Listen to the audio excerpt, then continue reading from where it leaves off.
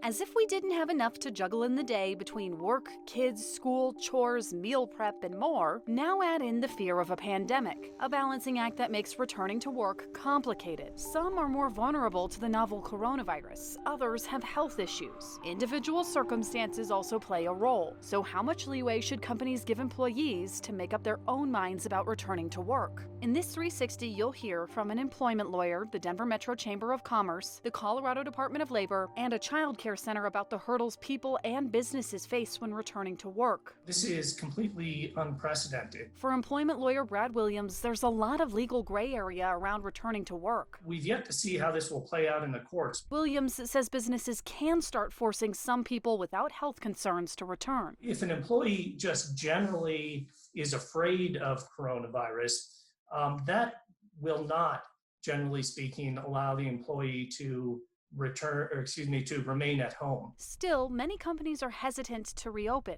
There's a significant concern that if employers reopen and employees get sick, that the employees could sue. The federal government is working on COVID-19 liability protections, but Williams says employers aren't trying to skirt around their responsibilities. I think most employers are acting in good faith. However, the return to work challenges go beyond an employee's health. Even before the COVID-19 pandemic, before the schools shuttered and the daycares closed, there is a huge demand for childcare right now. We are fully enrolled. Nina Bees at Highlands United Methodist Church has a lot of families waiting for a spot. Really a long enough wait list that we could open another school if we had the facility. The COVID-19 pandemic has added new complications for parents. Some families have the opportunity to say, we are both home, we can handle this, our kid's staying. We have other families who are saying, we're both trying to go to hourly jobs.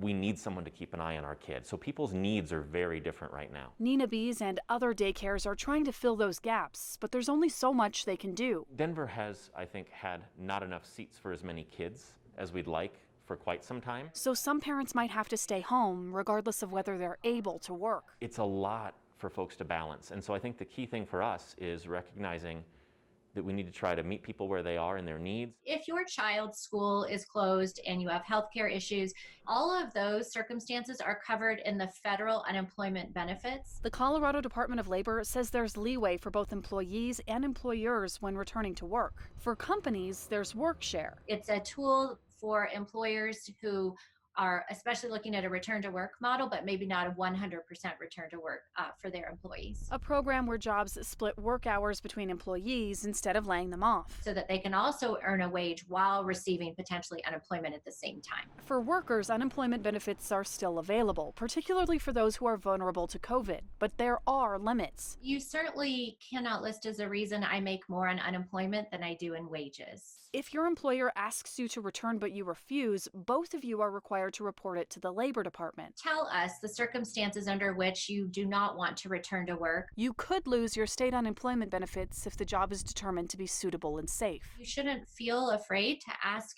your employer what they're doing and have a very honest conversation. Also keeping in mind, they are also anxious to return to business. The truth is we have as many employees wanting to come back into the office. Kelly Bruff from the Denver Metro Chamber of Commerce says there needs to be leeway on both sides. For employees, it means being honest about their health and returning to work when they can. I think part of it is recognizing what we can control and what we can't control. For employers, it means being understanding of individual circumstances. There may be high risk conditions here. Not just the kids at home, but high risk.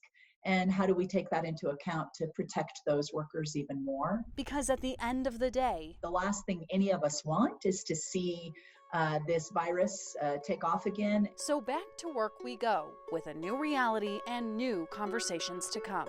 Megan Lopez, Denver 7.